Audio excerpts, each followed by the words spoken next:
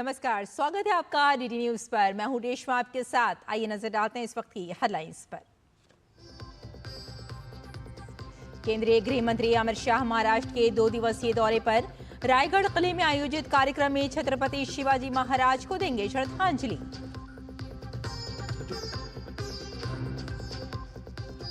Kishtwar encounter में सुरक्षा बलों को मिली बड़ी सफलता। 2 पाकिस्तानी समेत 3 आतंकवादियों को किया ढेर।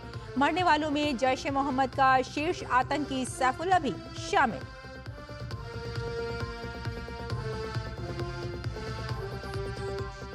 पश्चिम बंगाल में वक्फ कानून के विरोध के दौरान जमकर हिंसा। सार्वजनिक और निजी संपत्तियों को नुकसान। विपक्ष के नेता शुवेंदु अधिकारी ने मुर्शिदाबाद समेत राज्य के कई इलाकों में अनुच्छेद 355 लागू करने की मांग।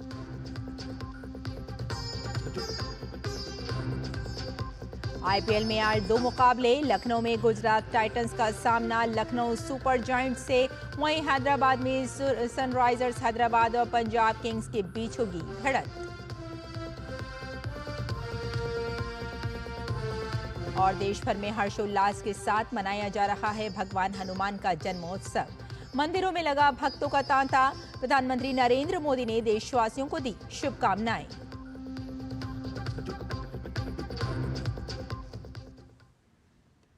और आइए विस्तार से डालते हैं खबरों पर नजर।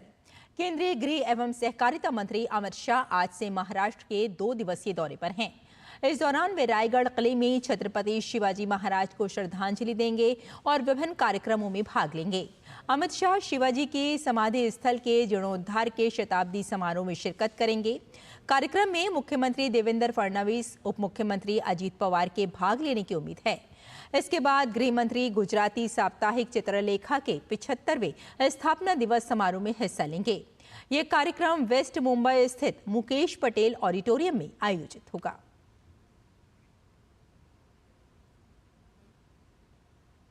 जम्मू कश्मीर के किश्तवाड़ में चल रही मुठभेड़ में सुरक्षा बलों को एक बड़ी सफलता मिली है। किश्तवाड़ के छतरू में चल रहे ऑपरेशन में सुरक्षा बलों ने 2 और पाकिस्तानी आतंकवादियों को मार गिराया है। सोशल मीडिया पर भारतीय सेना की व्हाइट नाइट कोर ने पोस्ट करके ये जानकारी दी। इस तरह ढेर हुए आतंकियों की संख्या बढ़कर 3 हो गई। मुठभेड़ स्थल से एक M4 राइफल सहित बड़ी मात्रा में युद्ध संबंधी सामान बरामद किया गया है। फिलहाल ऑपरेशन जारी है। दरअसल 9 अप्रैल को किश्तवाड़ जिले के शत्रु के जंगलों में सुरक्षा बलों और आतंकवादियों के बीच उस समय गोलीबारी शुरू हुई, जब संदिग्ध गतिविधियों के बाद सुरक्षा बलों ने इलाके में सर्च ऑपरेशन चलाया। तो किश्तवाड़ आतंकी मुठभेड़ में बड़ी सफलता इस वक्त हाथ लगी है और कई आतंकियों को ढेर कर दिया गया है और बताया जा रहा है कि भारी मात्रा में हथियार भी बरामद किया गया है। सेना का ऑपरेशन फिलहाल जारी है और इस खबर पर किश्तवाड़ से हमारे साथ जुड़ गए हैं कलशनाथ। कलश, जैसा कि हम देख रहे हैं कि इस वक्त बड़ी कामयाबी हासिल हुई है और कई आतंकियों को मार गिराया है। फिलहाल अगर सिचुएशन का आपसे पूछें तो किस तरह की सिचुएशन है इस वक्त? देखिए रेशमा जी, आपको बता दें कि जम्मू कश्मीर को आतंकवाद से फिर ग्रस्त करने के लिए पाकिस्तान की जो कोशिश है वो जारी हैं। तो हाल ही में किश्तवाड़ जिला जो जम्मू प्रोविंस का आखिरी जिला है, यहाँ पे आतंकवादियों ने फिर से अपनी गतिविधि बढ़ाने का बड़ा प्रयास किया था, लेकिन भारतीय सेना ने कुछ दिनों से जो सर्च ऑपरेशन यहाँ पे जारी किया था, तो इस दौरान भारतीय सेना को बड़ी कामयाबी हाथ लगी है। परसों से जो ऑपरेशन चल रहा है किश्तवाड़ के छात्रों इलाके में, यहाँ पर 3 आतंकवादियों को सेना ने ढेर किया है। ये तीनों आतंकवादी पाकिस्तानी है और आपको बता दें कि किश्तवाड़ के हिली एरियाज में ये कई महीनों से एक्टिव थे और भारतीय सेना पर ये घात लगाकर हमला भी कर रहे थे। लेकिन एक स्पेसिफिक इनपुट्स के बाद भारतीय सेना ने छात्रों इलाके के अपर रीच एरिया में सर्च ऑपरेशन जारी किया था और इस दौरान पहले कल 9 और 10 के करीब एक आतंकवादी को ढेर किया। उसके बाद शाम होते होते 2 और आतंकवादियों को ढेर किया और अभी भी सर्च ऑपरेशन इस इलाके में जारी है। भारतीय सेना 11 राष्ट्रीय rifle, para commando, Jammu Kashmir के स्पेशल ऑपरेशन ग्रुप के साथ साथ भारतीय एजेंसियों के आला अधिकारी भी साइट पे मौजूद हैं और अभी भी सर्च ऑपरेशन चल रहा है। बिल्कुल कलश, अगर हम इस इलाके के बारे में आपसे जानकारी हासिल करें कि किश्तवाड़ का जो इलाका है वो किस तरह से है, क्या आसपास वहाँ कोई गांव भी है, या वहाँ ऐसा तो नहीं है कि जिस तरह से जब ये ऑपरेशन चलाया गया तो गांव वालों को कोई परेशानी का सामना तो नहीं करना पड़ा? देखिए, अगर हम बताएं कि जहाँ पे ऑपरेशन अभी चल रहा है उसका जो एग्जिट नाम है वो शारी है, जो कि किश्तवाड़ टाउन की अगर हम बात करें जिला हेडक्वार्टर से पहले 60 किलोमीटर दूर एक इलाका है नाइद गांव, वहां से लगभग 6 से 8 घंटे लगते हैं इस जगह पर पहुंचने के लिए। जी। और इस जगह में कोई आबादी नहीं है, बस नोमैड्स जो लोग होते हैं वो गर्मियों के वक्त इस इलाके का रुख करते हैं, लेकिन अभी पूरा इलाका खाली है और ये ग्रामीण इलाकों से बहुत दूर है। तो आतंकवादियों ने इस इलाके को इसीलिए चुना था क्योंकि यहाँ पे भारतीय सेना का कोई भी ऐसा सूचक नहीं था जो इनको जानकारी दे, और इसी वजह से आतंकवादी अक्सर इन एरिया में छुपे होते हैं। और किश्तवाड़ की अगर बात करें तो किश्तवाड़ जिला हिली एरिया है और इन बालाई इलाकों में आज सर्दियों में कोई भी लोग नहीं रहते हैं, जिसकी वजह से ये आतंकवादी इन बात का फायदा उठाते हैं और जी। उस इलाकों में छुपे हुए होते हैं। लेकिन आज के इन्फॉर्मेटर की बात करें तो इससे किसी भी गांव पे किसी भी तरह से कोई असर नहीं पड़ा, क्योंकि ये गांव से सैकड़ों किलोमीटर दूर है, जहां तक गांव वालों को 8 से 9 घंटे का सफर तय करना होगा, इस इलाके में पहुंचना होगा। बिल्कुल, तो कलशनाथ आप हमारे साथ बने रहे। हमारे साथ फोन पर हमारे एक और संवाददाता जुड़ चुके हैं, विशाल बैरिस्टो, उनसे बात करते हैं। विशाल, जिस तरह के से अभी हमने देखा कि मुठभेड़ में सुरक्षा बलों को एक बड़ी कामयाबी मिली है, और ख़ास बात ये बताई जा रही है कि बल्कि निकल कर ये आ रही है कि आतंकवादियों को किसी भी तरह बख्शा नहीं जाएगा और इसके लिए पूरी तरह से ख़ास ऑपरेशन चलाया जाता है ताकि आतंकवादियों को पकड़ा जा सके। रेशमा, जो हमें आधिकारिक सूत्रों से, रक्षा सूत्रों से जो खबर मिल रही है उसके मुताबिक किश्तवाड़ में जो मुठभेड़ हुई है उसमें जैश का टॉप कमांडर सैफुल्ला समेत 3 पाकिस्तानी आतंकवादी मारे गए हैं। और ये किश्तवाड़ में जो ऑपरेशन चला उसमें सुरक्षा बलों को बड़ी सफलता मिली है। और जम्मू कश्मीर के किश्तवाड़ इलाके में ये जो मुठभेड़ हुई है उसमें जैश ए मोहम्मद का जो टॉप कमांडर है सैफुल्ला, वो मारा गया है। सैफुल्ला लंबे वक्त से किश्तवाड़ और डोडा इलाकों में सक्रिय था और सुरक्षा बलों की नजर उस पर थी। वो इस क्षेत्र में काफी लंबे वक्त से एक्टिव था और पिछले कुछ महीनों में पहले पुलिस ने उस पर 5 लाख का इनाम रखा हुआ था। और ये खबर आधिकारिक सूत्रों के हवाले से आ रही है। और सुरक्षा बलों को इस मुठभेड़ में भारी मात्रा में हथियार और गोला बारूद बरामद किया है सुरक्षा बलों ने, जिसमें एक AK-47 राइफल, एक M4 अमेरिकी असॉल्ट राइफल और दूसरा युद्ध जैसे अन्य सामान शामिल हैं। सैफुल्ला के खात्मे को सुरक्षा बलों के लिए एक बहुत बड़ी उपलब्धि माना जा रहा है रेशमा, और इस क्षेत्र में अभी ये जो ऑपरेशन है वो जारी है और टेररिस्ट के लिए एक बहुत बड़ा झटका माना जा रहा है सैफुल्ला के जो न्यूट्रलाइज हुआ है उसकी वजह से। बिल्कुल, जिस तरह से बताया जा रहा है कि आतंकवादियों को मार गिराया गया है, तो क्या ये मान के चला जा सकता है कि वहां पर कुछ और आतंकवादी भी छिपे होने की कोई खबर? जी देखिए रेशमा, क्योंकि ऑपरेशन अभी ऑन है और जैश ए मोहम्मद का ये जो टॉप कमांडर मारा गया है इसको न्यूट्रलाइज किया गया, इसके साथ 2 पाकिस्तानी टेररिस्ट भी थे, तो अभी और टेररिस्ट भी हो सकते हैं। अभी वहां पर जो है सैनिटाइजेशन चल रहा है सुरक्षा बलों का और पूरे एरिया को सैनिटाइज किया जा रहा है। ये देखा जा रहा है कि कहीं कोई आतंकवादी और छुपा ना हो, क्योंकि ये अकेले तो काम करते नहीं, इनके साथ पूरा इनका ग्रुप होता है। लेकिन ये जो सैफुल्ला को जो मार गिराया गया है ये सुरक्षा बलों के लिए एक बहुत बड़ी उपलब्धि, क्योंकि सैफुल्ला जैश ए मोहम्मद का टॉप कमांडर था जिसके सर पे 5 लाख रुपए का इनाम था। बिल्कुल विशाल, हमारे साथ हमारे संवाददाता जुड़े हुए हैं कलशनाथ, उनसे एक बार फिर से जुड़ते हैं। कलश, जिस तरह से हम बात कर रहे हैं कि सर्च ऑपरेशन जारी है और आतंकवादियों को मार गिराया गया, अगर हम सैफुल्ला की बात करें तो सैफुल्ला एक बड़ा आतंकवादी है, तो क्या ये मान के चला जा सकता है कि सैफुल्ला के मारे जाने के बाद आतंकवादी हमले जो किए जाते हैं, आतंकवादियों का जो एक डर और खौफ है उसमें कमी आएगी?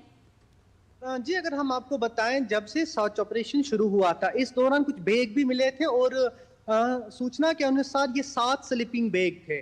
तो अगर देखा जाए तो इस इलाके में लगभग 7 आतंकवादी अभी एक्टिव हैं, तो जिनमें से 3 को तो मार गिराया गया, बाकी जो 4 बचे हैं तो उनकी भी कमर टूट गई है, क्योंकि सैफुल्ला एक ऐसा आतंकवादी था जिसने जिला किश्तवाड़ को नहीं बल्कि चिनाब घाटी को ही अपने निशाने पे रखा था, वो आए दिन कभी न कभी किसी भी प्रकार से कुछ फ्यूचर में भी एक्टिविटीज करने का प्लान कर रहा था। लेकिन पिछले साल की बात करें तो उन्होंने भारतीय सेना पर बड़े हमले किए थे और जिसमें हमारे कई बहादुर जवान शहीद हुए थे। जी। लेकिन सैफुल्लाह का ये खात्मा भारतीय सुरक्षा एजेंसियों की बड़ी कामयाबी है और ये खाली किश्तवाड़ में नहीं, चिनाब घाटी में आतंकवाद को खात्मा करने में बड़ा अहम रोल निभाएगा।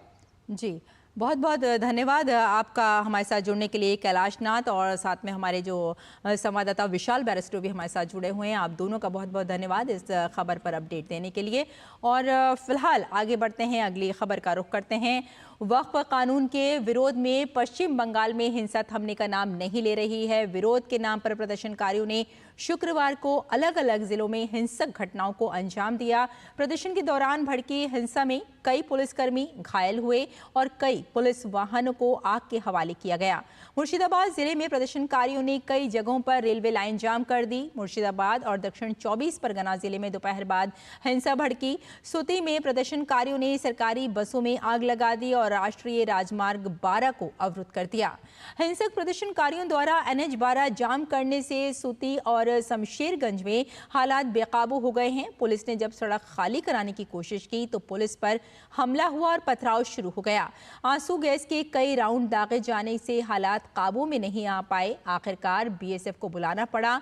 दक्षिण 24 परगना के अमतला में भी ऐसी ही स्थिति हुई, जहां भीड़ ने पुलिस वाहन को नष्ट कर दिया। इसके अलावा मुर्शिदाबाद, हुगली और अन्य जिलों में कई जगहों पर हालात हिंसक हैं। विपक्ष के नेता सुवेंदु अधिकारी ने पश्चिम बंगाल के कई इलाकों में अनुच्छेद 355 लागू करने की मांग की है। पश्चिम बंगाल में जारी हिंसा को लेकर राज्यपाल CV आनंद बोस ने प्रदर्शनकारियों को कड़ी चेतावनी दी है। CV आनंद बोस ने कहा कि हिंसा करने वालों को बख्शा नहीं जाएगा। I have been receiving disturbing reports about some people taking law and order in their hands in some parts of Bengal. Protest is welcome under democracy, but not violence. Public order cannot be disturbed and the people's lives cannot be tampered with in the name of protest. The state is prepared.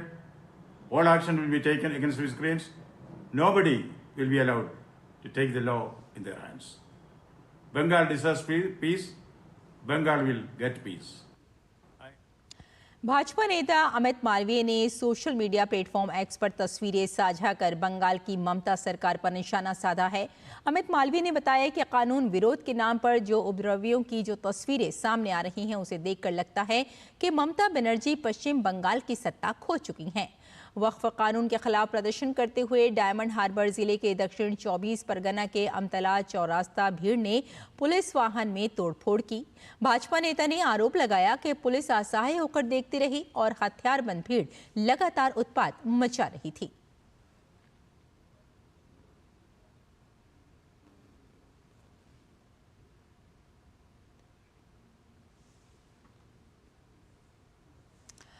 अगली खबर का रुख करते हैं। तमिलनाडु की सियासत में शुक्रवार को एक बड़ा बदलाव देखने को मिला। भाजपा और AIADMK ने एक बार फिर हाथ मिला लिया है। चेन्नई में केंद्रीय गृह मंत्री अमित शाह ने इस गठबंधन की घोषणा की। उन्होंने बताया कि 2026 में होने वाले तमिलनाडु विधानसभा चुनाव में AIADMK, भाजपा और सभी साथी दल मिलकर NDA के रूप में साथ लड़ेंगे। भाजपा का मिशन तमिलनाडु। तमिलनाडु में फिर विश्वास का गठबंधन। भाजपा और AIADMK फिर साथ NDA के बैनर तले लड़ेंगे चुनाव। तमिलनाडु की सियासत में शुक्रवार को एक बड़ा बदलाव देखने को मिला। भाजपा और AIADMK ने एक बार फिर हाथ मिला लिया है। चेन्नई में भाजपा के वरिष्ठ नेता और गृह मंत्री अमित शाह ने के अन्नामलाई और AIADMK के एडप्पादी पलानीस्वामी के साथ प्रेस कॉन्फ्रेंस की। अमित शाह ने इस गठबंधन की घोषणा करते हुए बताया कि आने वाले तमिलनाडु विधानसभा चुनाव में एनडीए के बैनर तले AIADMK भाजपा और अन्य सहयोगी दल के साथ मिलकर चुनाव लड़ेगी। उन्होंने ये भी स्पष्ट किया कि चुनाव 2 स्तरों पर लड़ा जाएगा। राष्ट्रीय स्तर पर प्रधानमंत्री नरेंद्र मोदी के नेतृत्व में, राज्य स्तर पर AIADMK नेता एडपादी पलानीसामी के नेतृत्व में।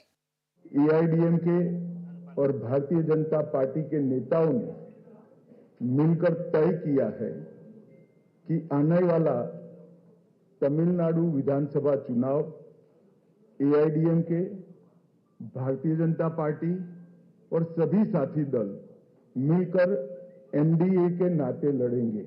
ये चुनाव राष्ट्रीय स्तर पर नरेंद्र मोदी जी के नेतृत्व में और राज्य स्तर पर AIADMK के नेता एड़ापाडी जी के नेतृत्व में लड़ा जाएगा। उन्होंने कहा कि गठबंधन सिर्फ राजनीतिक नहीं बल्कि विश्वास और विकास का गठबंधन है। उन्होंने भरोसा जताते हुए कहा कि आने वाले विधानसभा चुनाव में एनडीए प्रचंड बहुमत हासिल करेगा और तमिलनाडु में एक बार फिर एनडीए की सरकार बनेगी। 1998 से AIADMK एनडीए गठबंधन का हिस्सा है और लंबे समय तक मोदी जी और महान जयललिता जी ने साथ में मिलकर राष्ट्रीय राजनीति में काम किया है। मुझे पूरा विश्वास है कि आने वाले दिनों में जो चुनाव होने वाला है वो जनरल इलेक्शन में एनडीए प्रचंड बहुमत हासिल करेगा और तमिलनाडु में फिर से एक बार एनडीए की सरकार बनेगी।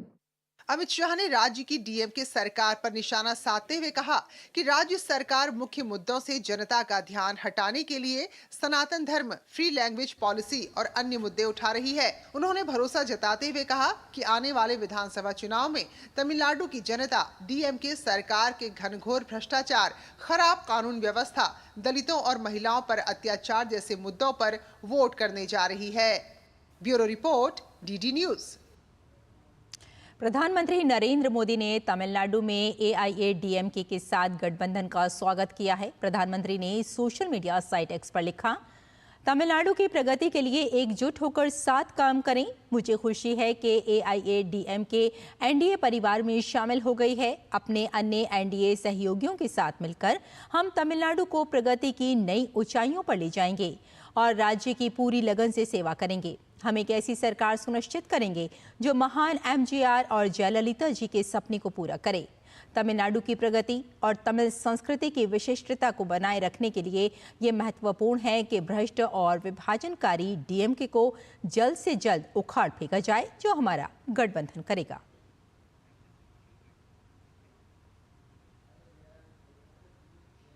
और यहाँ लेते हैं एक छोटा सा ब्रेक, जल्द हाजिर होते हैं। आप देखते रहिए डीडी न्यूज।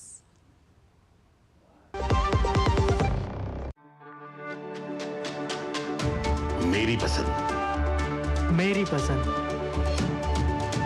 मेरी पसंद, मेरी पसंद,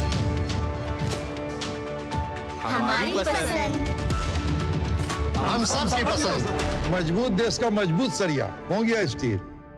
प्रधानमंत्री श्री नरेंद्र मोदी जी की प्रेरणा से मध्य प्रदेश के मुख्यमंत्री डॉक्टर मोहन यादव के नेतृत्व में मध्य प्रदेश में विक्रमोत्सव 2025 का सफल आयोजन किया जा रहा है, जिसमें 12 से 14 अप्रैल 2025 तक दिल्ली के लाल किले पर माधव दास पार्क में शाम 6 बजे महानाट्य सम्राट विक्रमादित्य का भव्य मंचन किया जाएगा। यशस्वी प्रधानमंत्री का ये ध्येय वाक्य हम सबके लिए पाथवे के रूप में काम कर रहा है, विरासत से विकास की ओर। इसलिए 12, 13, 14 अप्रैल को महानाट्य का मंचन किया जाएगा, हमारे अतीत के गौरवशाली नायकों को जनता के सामने लाने के लिए। इससे अच्छा कौन सा अवसर हो सकता है। आइए इन अद्भुत पलों के साक्षी बने। ब्रेक के बाद एक बार फिर आपका स्वागत है। वित्त मंत्री निर्मला सीतारमण ऑस्ट्रिया दौरे पर हैं। वित्त मंत्री आज वियना में ऑस्ट्रियाई सरकार के वरिष्ठ नेताओं के साथ द्विपक्षीय बैठकें करेंगी। शुक्रवार को वित्त मंत्री ने ऑस्ट्रिया की अर्थव्यवस्था, ऊर्जा और पर्यटन मंत्री वॉल्फगैंग हाइटमांसडॉर्फर के साथ मिलकर वहां की विभिन्न कंपनियों के साथ एक सत्र की सह अध्यक्षता की।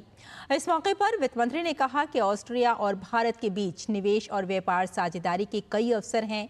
इसके अलावा वित्त मंत्री ने ऑस्ट्रियाई सरकार में यूरोपीय और अंतर्राष्ट्रीय मामलों के मंत्री बीट मैनियर रिसिंगर से भी मुलाकात की। दोनों मंत्रियों ने भारत ऑस्ट्रिया द्विपक्षीय संबंधों पर चर्चा की। जुलाई 2024 में प्रधानमंत्री मोदी की ऑस्ट्रिया की अत्यंत सफल यात्रा भारत ऑस्ट्रिया साझेदारी में एक मील का पत्थर साबित हुई। On this occasion, I wish to recall the highly successful visit by the Prime Minister of India, Shri Narendra Modi, to Austria in July 2024. The Prime Minister's visit was a milestone in the India-Austria partnership, especially in elevating our economic and commercial linkages to a higher trajectory. You would recall that Prime Minister Modi had emphasized the political will of the Government of India to expand our partnership with Austria. My visit to Vienna is a reaffirmation of the Prime Minister's vision to work towards realizing the fullest possible potential of our bilateral relationship with Austria. और देश भर में आज हनुमान प्रकाटोत्सव मनाया जा रहा है। इस पावन मौके पर भक्त भगवान हनुमान जी के दर्शन और पूजन के लिए मंदिरों में भारी संख्या में पहुंच रहे हैं। इस अवसर पर अयोध्या स्थित श्री राम जन्मभूमि और हनुमानगढ़ी के मंदिर को विशेष रूप से सजाया गया है। भक्ति के रस में डूबे श्रद्धालु जय श्री हनुमान के नारे भी लगा रहे हैं।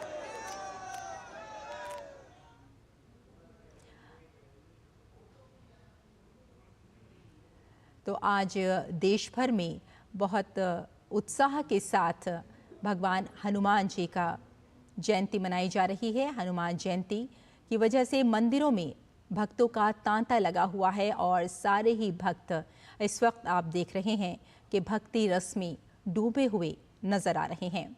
और आपको बता दें कि हनुमान जयंती के मौके पर सभी भक्त तांता लगा हुआ है। और कनॉट प्लेस के इस वक्त आप ये जो तस्वीरें देख रहे हैं कनॉट प्लेस से हैं और यहाँ हनुमान मंदिर जो है इसमें भक्तों का जो तांता आप देख रहे हैं, साथ में हनुमान जी के नारे भी लगा रहे हैं और इस वक्त ज़्यादा से ज़्यादा तादाद में लोग पहुँच रहे हैं।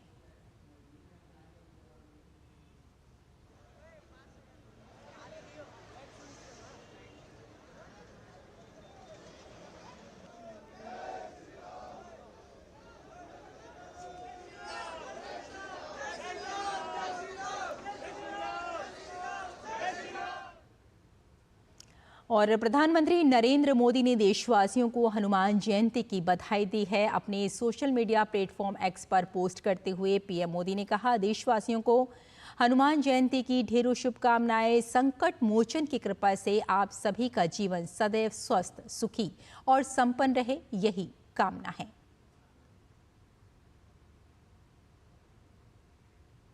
और गृह मंत्री अमित शाह ने भी हनुमान जयंती की बधाई दी है। अपने सोशल मीडिया प्लेटफॉर्म एक्स पर पोस्ट करके उन्होंने कहा कि समस्त देशवासियों को हनुमान जन्मोत्सव की हार्दिक शुभकामनाएं। संकट मोचन भगवान बजरंग बली सभी के कष्टों को दूर कर बल, बुद्धि, विवेक और दीर्घायु प्रदान करें।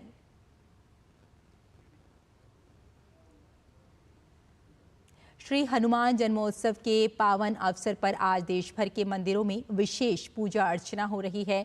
श्रद्धालु श्री राम भक्त हनुमान जी की आराधना के लिए सुबह से ही मंदिरों में जमा हो रहे हैं। मंदिरों में जय श्री राम और बजरंग बली की जय के गगनभेदी जयकार गूंज रहे हैं। दिल्ली स्थित प्रसिद्ध हनुमान मंदिर में भी आज तड़के से ही भक्तों का तांता लगा हुआ है। देखिए डीडी न्यूज की संवाददाता डॉक्टर सुयेश शर्मा की ये रिपोर्ट। मंदिर सजाया गया है चमेली के फूलों से और साथ ही में आप देखिए बच्चे, बुजुर्ग, युवा सभी लोग यहाँ पर आ रहे हैं और सिर्फ एक झलक पाने के लिए हनुमान जी की उनसे प्रार्थना कर रहे हैं कि उनके जीवन में जितने भी दुख और संकट हैं वो सारे दूर हो जाएं। आप देखिए दर्शन हो गए जी। बड़ी ताकत है भगवान श्री हनुमान जी में, बहुत बड़ी। 1996 से हर हफ्ते आता हूँ, हर शनिवार आता हूँ मैं। देखिए यहाँ भक्तगण सुबह 4 बजे से लाइन में लगे हुए हैं, लेकिन उसके बाद भी चेहरे पर थोड़ी सी शिकन नहीं। और आप मेरे पीछे करतल सुन रहे हैं, जय श्री राम जय श्री राम। यहाँ मंदिर के अध्यक्ष हमारे साथ हैं, हम उनसे भी जानना चाहेंगे। जय श्री राम। जय श्री राम। आज मंदिर में अलग ही छटा दिखाई दे रही है, हनुमान जी का जन्मोत्सव है, कहते हैं जो मांगे वो मिल जाता है। क्या कुछ आज तैयारियां की गई हैं हनुमान जी के जन्मोत्सव को लेकर मंदिर प्रांगण में? आज हनुमान जी का जन्मोत्सव मनाया जा रहा है। आज 12 बजे उनका जन्म मनाया जाएगा और आरती की जाएगी। आज मंदिर 4-5 बजे तक खुला रहेगा। भक्तगणों के लिए मंदिर 4-5 बजे तक खुला रहेगा। जय श्री राम के जयकारे लग रहे हैं। 12 बजे यहाँ आरती की जाएगी और उससे बाद भक्तगणों और श्रद्धालुओं को प्रसाद वितरण किया जाएगा। यहाँ मंदिर के पुजारी जी भी हमारे साथ हैं, हम उनसे भी आज के महत्ता के बारे में जानना चाहेंगे। पुजारी जी, आज जन्मोत्सव है हनुमान जी का, क्या कुछ आज की मान्यता है? और कहते हैं कि आज के दिन अगर प्रभु हनुमान जी से जो भी मांगा जाता है वो पूरा हो जाता है। बल की आवश्यकता है तो भी हनुमान जी की आराधना करें, बुद्धि की आवश्यकता है तो भी हनुमान जी की आराधना करें, और विद्या की आवश्यकता है तो भी हनुमान जी की आराधना करें। तो आज सभी लोग हनुमान जी की आराधना करें। हनुमान जी का जन्मोत्सव है, या सभी के लिए कल्याणकारी हो, यही हम कामना करते हैं। बोलिए हनुमान जी महाराज की जय। जन्मोत्सव को लेकर क्या कहना चाहिए? समस्त देशवासियों को श्री हनुमान जी महाराज के जन्म उत्सव की हार्दिक शुभकामनाएं। सुबह रात्रि 12 बजे से मैं देख रहा हूँ भक्तों का तांता लगा पड़ा हुआ है। अपना सब संकट और अपने आराध्य हनुमान जी महाराज का जन्म उत्सव मनाने के लिए जैसे भीड़ अपना हुजूर उमड़ा हुआ है, तो सब चाहते हैं बाबा हमारा सुख शांति, हमारे बाबा का जन्मदिन है, तो जन्मदिन हर्षोल्लास के साथ देखिए जयकार और घोष के साथ मना रही जनता। देश भर में जितने मंदिर हैं, चाहे घरों में भी सुबह से ही राम भक्त हनुमान की पूजा अर्चना चल रही है। सभी प्रभु से ये कामना कर रहे हैं कि उनके जीवन में खुशियां आए। कैमरा पर्सन मोंटी के साथ मैं doctor Suresh Sharma, DD news, Delhi. और इसी खबर पर हमारे साथ जुड़ चुकी हैं हमारी संवाददाता सुरेश शर्मा, उनसे बात करते हैं। सुरेश, जैसा कि हम देख रहे हैं कि आपने अभी खुद ही दिखाया है कि सुबह से ही हनुमान मंदिरों में भक्तों का तांता लगा हुआ है। सभी लोग श्री हनुमान प्रकाटोत्सव मना रहे हैं, और ख़ास बात यह है कि उनके अंदर जो उत्साह नज़र आ रहा है वो साफ ये बता रहा है कि संकट मोचन हनुमान जी को लोग याद कर रहे हैं और बड़े उत्साह के साथ मंदिरों में पहुँच रहे हैं। आपने बिल्कुल सही कहा, और आप मेरे पीछे सुन रहे होंगे जय श्री राम जय बजरंगबली बाल रूप के यहाँ दर्शन करने के लिए सुबह से ही 4 बजे से, और यहाँ पर लंबी लाइन लगी हुई है। आप देखिए यहाँ श्रद्धालु आ रहे हैं, जयकारे लगा रहे हैं मंदिरों में, और कहते भी हैं कि हनुमान जी तो वो है कि भूत पिशाच निकट नहीं आवे। हनुमान जी का जब आप नाम तक ले लेते हैं तो आपके जीवन के सारे संकट दूर हो जाते हैं। यहाँ बच्चे आ रहे हैं, बुजुर्ग आ रहे हैं, युवा आ रहे हैं, और आप देखिए मंदिर की तरफ से भी पूरी तैयारी की गई है कि किसी को कोई तकलीफ ना हो, क्योंकि भीड़ बहुत ज्यादा है और प्रत्येक श्रद्धालु की ये कोशिश है कि वो अपने दर्शन जल्द से जल्द कर सके। तो यहाँ पूरी व्यवस्था की गई है। प्रांगण में पुरुषों की और महिलाओं की लाइन अलग अलग की गई है, जिससे कि बच्चे भीड़ में न दब सके। तो कोशिश की जा रही है कि बच्चों को उनके पिता, दादा या चाचा या मामा के साथ में किया जाए, जिससे वो आसानी से बालाजी प्रभु के दर्शन कर सके। आप देखिए दर्शन किए आपने यहाँ? हाँ किया। कैसा लग रहा है? अच्छा लग रहा है। आप कब से खड़े थे लाइन में? लाइन में नहीं लगे, आगे दर्शन करने के लिए 5 मिनट में आगे। देखिए आप दर्शन जो कर रहे हैं उसके बाद आप देखिए अलग जोश है, बच्चे भी खुश हो रहे हैं। किसी को बिना लाइन में लगे दर्शन मिल रहे हैं। प्रभु की कृपा है, कोई दर्शन करके आ रहा है और कोई दर्शन करने जा रहा है, लेकिन सभी के अंदर पूरा उत्साह बना हुआ है। और कहा भी है ना कि अगर भक्ति हो तो हनुमान जी जैसी हो, और अगर श्रद्धा हो तो हनुमान जी जैसी हो, जिन्होंने बिल्कुल और ये मान्यता भी है। आपको मैं बताना चाहूंगी, आपने देखा है कि प्रत्येक कलयुग में यदि कोई है तो वो प्रभु हनुमान जी हैं, जिनसे जैसे आप इच्छा करेंगे तो वो पूर्ण हो जाएगी। जी बिल्कुल। हनुमान प्रकाट्य उत्सव पर अगर हम और कार्यक्रमों की बात करें कि मंदिरों में और किस तरह के कार्यक्रम आयोजित किए जाते हैं, उसके बारे में भी हम आपसे जानना चाहेंगे। हनुमान जयंती पर विशेषकर प्रत्येक मंदिर में हवन, भंडारे और चोला की व्यवस्था की गई है। यदि हम यहाँ की बात करूँ कन्नाट प्लेस प्राचीन हनुमान मंदिर की, तो आपको बताना चाहूंगी यहाँ विशेष रूप से प्रभु के जो खुले चरण दर्शन है उसकी बेहद मान्यता है, और वो आज विशेष रूप से 10:30 बजे और 12:30 बजे कराई जाएगी। 12 बजे आरती होगी और उसके बाद पूरी दिन चलने वाला विशाल भंडारा होगा। ये कार्यक्रम आज यहाँ का रखा गया है। प्रत्येक मंदिर में आज प्रभु के जन्मोत्सव को लेकर के विशेष रूप से तैयारी की गई और यहाँ भी है। साल में सिर्फ एक बार इस प्राचीन मंदिर में प्रभु चरण के दर्शन कराए जाते हैं और ये दर्शन आज यहाँ पर सुबह 10:30 बजे और 12:30 बजे कराए जाएंगे। वहीं 12 बजे आरती होगी और उसके बाद विशाल भंडारा यहाँ पर दिया जाएगा, जिसमें प्रसाद वितरण किया जाएगा श्रद्धालुओं के लिए और शाम को संध्या कीर्तन, उसके बाद आरती। तो पूरे दिन का जो विशाल भक्ति कार्यक्रम है, जिसको लेकर के सभी श्रद्धालुओं के अंदर उत्साह भी है और पूरे जोश के साथ जयकारे लगाते हुए दर्शन कर रहे हैं। और जो लोग नहीं आ पाए हैं, कोशिश कर रहे हैं कि उनको वीडियो कॉल के जरिए आधुनिकता का प्रयोग करते हुए अपने घर वालों को भी प्रभु के दर्शन करा सके, उनका आशीर्वाद दिलवा सके। बिल्कुल सुरेश, लोग ज्यादा से ज्यादा संख्या में इस वक्त हनुमान मंदिरों में पहुंच रहे हैं और अपनी श्रद्धा भी दिखा रहे हैं और ख़ास तौर से बड़ा अच्छा लग रहा है कि लोग जो एक भक्ति रस है उसमें डूबे हुए नजर आ रहे हैं। बहुत बहुत धन्यवाद हमारे साथ जुड़ने के लिए और इस तमाम जानकारी के लिए। आगे बढ़ते हैं। महाराष्ट्र में मीडिया और मनोरंजन क्षेत्र के लिए एक विश्व स्तरीय प्रीमियम संस्थान भारतीय रचनात्मक प्रौद्योगिकी संस्थान IICT की स्थापना की जाएगी। इसके लिए महाराष्ट्र सरकार ने सूचना एवं प्रसारण मंत्रालय के साथ समझौता ज्ञापन पर हस्ताक्षर किए हैं। प्रौद्योगिकी और प्रबंधन के लिए IIT और IIM की तर्ज पर IICT की स्थापना की जाएगी। सूचना एवं प्रसारण मंत्री अश्विनी वैष्णव और महाराष्ट्र के मुख्यमंत्री देवेंद्र फडणवीस की इस मौजूदगी में इस समझौता ज्ञापन पर हस्ताक्षर किए गए। अश्विनी वैष्णव ने एक्स हैंडल पर समझौता ज्ञापन का वीडियो शेयर कर ये जानकारी दी। आज के दौर में डिजिटल सुरक्षा उतनी ही जरूरी है जितने की घर की चारदीवारी। लेकिन क्या आपने कभी सोचा है कि सुरक्षा के लिए लगाए गए कैमरों को ही यदि कोई हैक कर ले तो? फिरौती की मांग, डेटा चोरी और आपके निजी पलों का दुरुपयोग, ये सब हो सकता है और हो भी रहा है। कैसे रहें सतर्क, कैसे रखें अपने आप को इन हैकर्स से सेफ, आइए जानते हैं।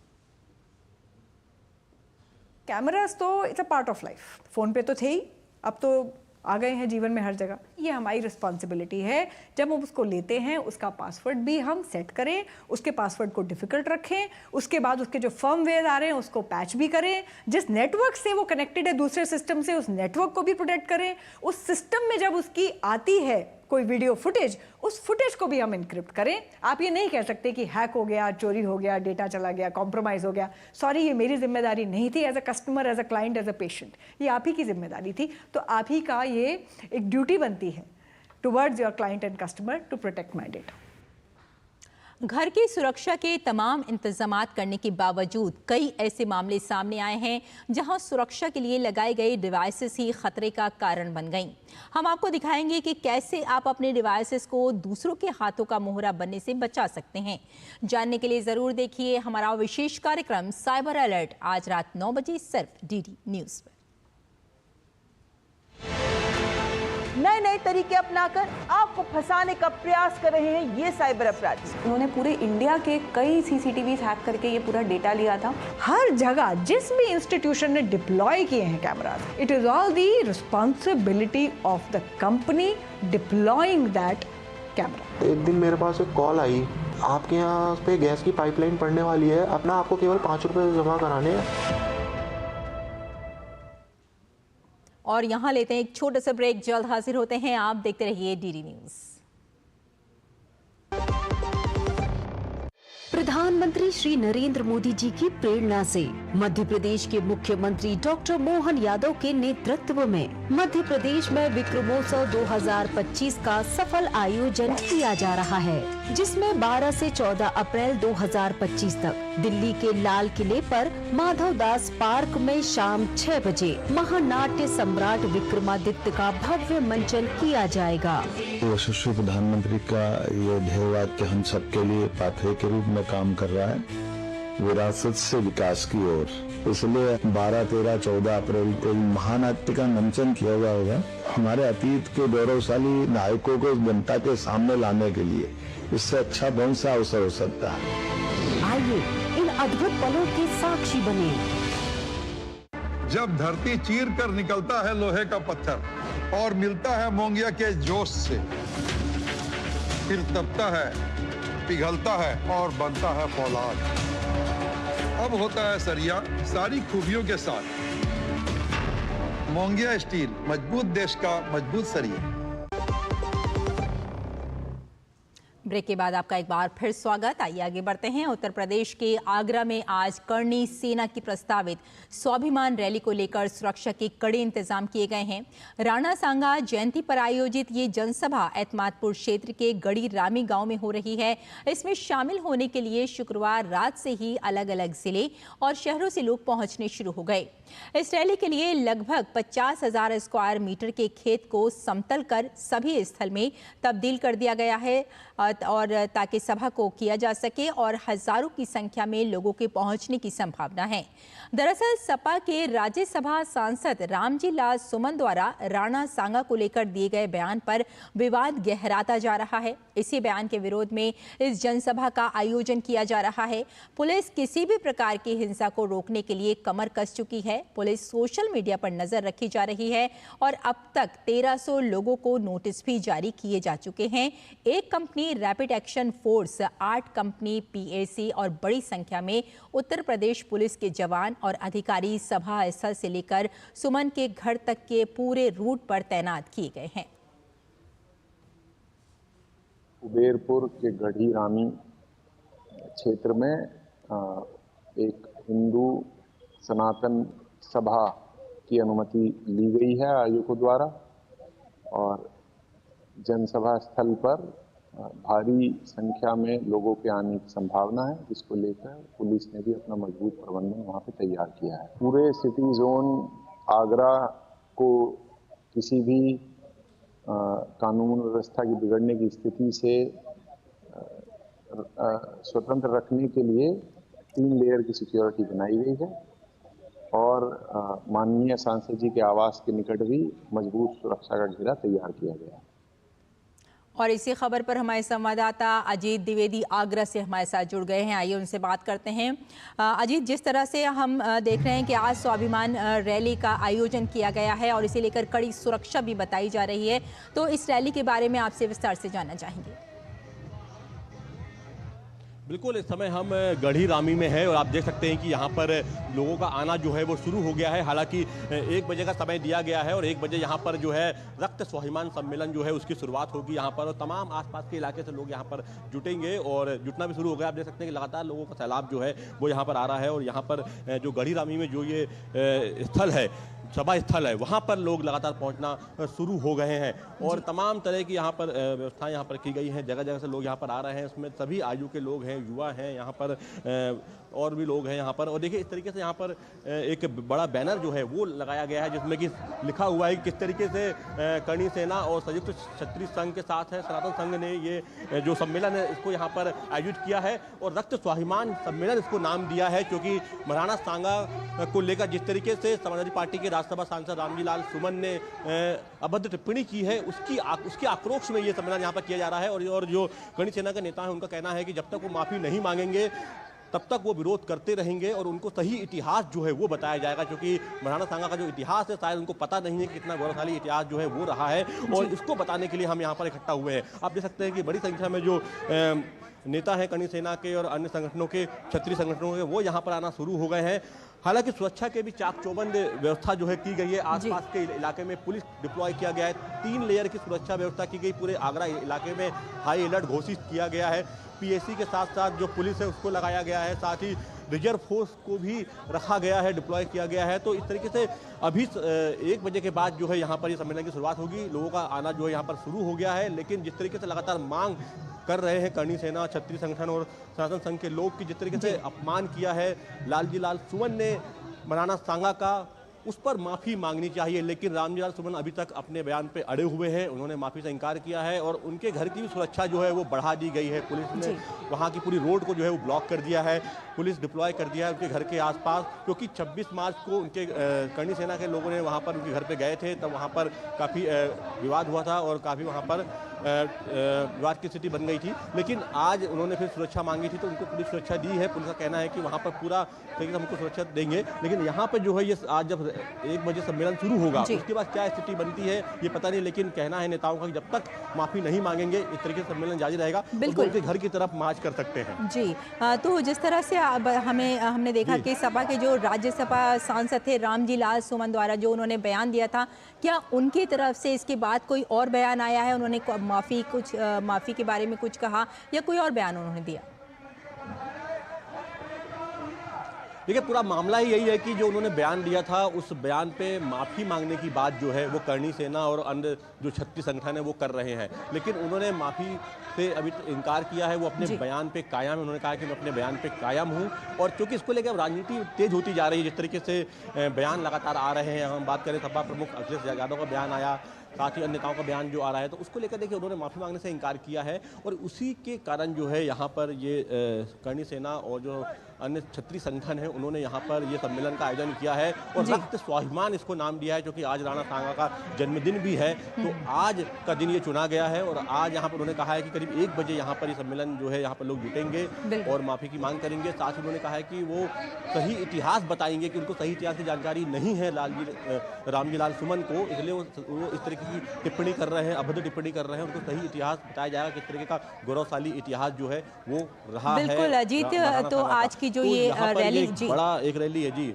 आज की जो रैली है काफी महत्वपूर्ण हो जाती है। आप अपनी नजर बनाए रखें, आसपास की बड़ी संख्या में लोग यहाँ पर जुट रहे हैं। बिल्कुल अपनी नजर बनाए रखें आप इस खबर पर। आपसे फिर से जुड़ने की कोशिश करेंगे। फिलहाल इस जानकारी के लिए आपका बहुत बहुत धन्यवाद।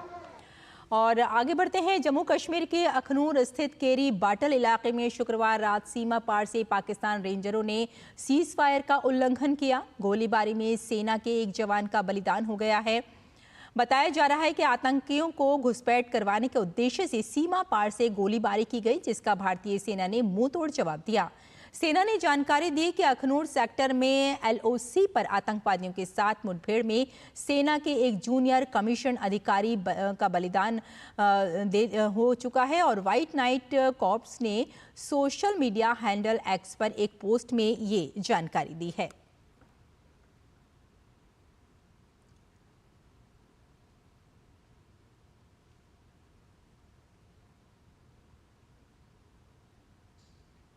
व्हाइट नाइट कॉर्प्स ने लिखा कि GOC व्हाइट नाइट कोर और सभी रैंक 9 पंजाब के बहादुर सब इंस्पेक्टर कुलदीप चंद के सर्वोच्च बलिदान को सलाम करते हैं। उन्होंने 11 अप्रैल 2025 की रात को सुंदरबनी के केरी बट्टल इलाके में नियंत्रण रेखा पर एक काउंटर घुसपैठ अभियान का बहादुरी से नेतृत्व करते हुए अपने प्राणों की आहुति दे दी।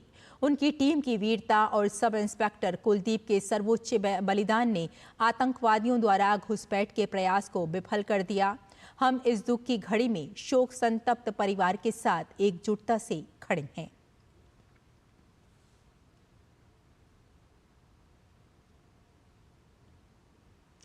अगली खबर का रुख करते हैं। पश्चिमी विक्षोभ के कारण देश के उत्तर पूर्वी राज्यों के मौसम में हुआ बदलाव कहर बरपा रहा है। NCR समेत यूपी और बिहार में पिछले 2-3 दिनों से तेज आंधी और बारिश हो रही है। राजधानी दिल्ली में शुक्रवार शाम आई तेज आंधी से जनजीवन अस्त व्यस्त हो गया। वहीं कई जगहों पर पेड़ गिर गए, जिसमें यातायात संचालन में भी कुछ देरी देखने को मिली। पश्चिमी विक्षोभ के कारण मौसम में हुए बदलाव से जहां एक ओर गर्मी से लोगों को राहत मिली है, वहीं दूसरी ओर तेज आंधी को बिजली गिरने की घटनाओं से बिहार के अलग अलग जिलों में करीब 80 लोगों की जान चली गई है। वहीं मौसम विभाग ने देश के पूर्वोत्तर और उत्तर पूर्वी राज्यों में आंधी के साथ बारिश और बिजली कड़कने की चेतावनी जारी की है। मौसम विभाग ने अरुणाचल प्रदेश, उत्तराखंड, राजस्थान, उत्तर प्रदेश, पूर्वी मध्य प्रदेश में बारिश के साथ ओलावृष्टि का ऑरेंज अलर्ट जारी किया है। वहीं पश्चिम बंगाल, असम और मेघालय में भी बारिश के साथ बिजली गिरने की चेतावनी जारी की गई है। मौसम में हुए बदलाव में जहां एक ओर गर्मी से लोगों को राहत मिली है, वहीं दूसरी ओर तेज आंधी को बिजली गिरने की घटनाओं से बिहार में कई लोगों की जान चली गई है। और अमेरिकी राष्ट्रपति डोनाल्ड ट्रंप के विशेष दूत स्टीव विटकॉफ ने रूस के सेंट पीटर्सबर्ग में रूस के राष्ट्रपति व्लादिमीर पुतिन से मुलाकात की। दोनों के बीच हुई इस मुलाकात में यूक्रेन की स्थिति पर विचार विमर्श किया गया और शांति स्थापित को लेकर चर्चा हुई। इस दौरान ट्रंप और पुतिन की मुलाकात के कार्यक्रम पर भी चर्चा हुई। इस बीच वाशिंगटन में अमेरिका के राष्ट्रपति डोनाल्ड ट्रंप का अहम बयान सामने आया, जिसमें ट्रंप ने कहा कि यूक्रेन में युद्ध विराम पर रूस तेजी से काम कर रहा है।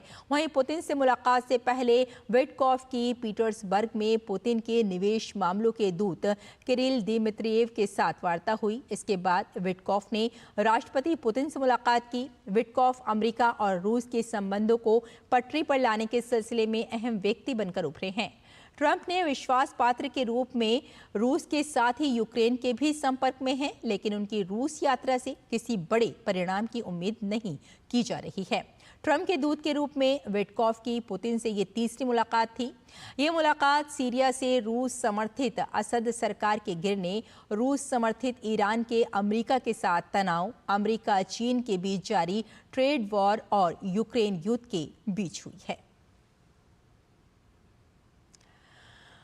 और हमारी विशेष प्रस्तुति जन जन के प्रधानमंत्री में देखिए, प्रधान सेवक न्यू इंडिया में वीआईपी नहीं ईपीआई कल्चर। आप इसको देखिए। फिलहाल हमें यही अनुमति दीजिए। नमस्कार।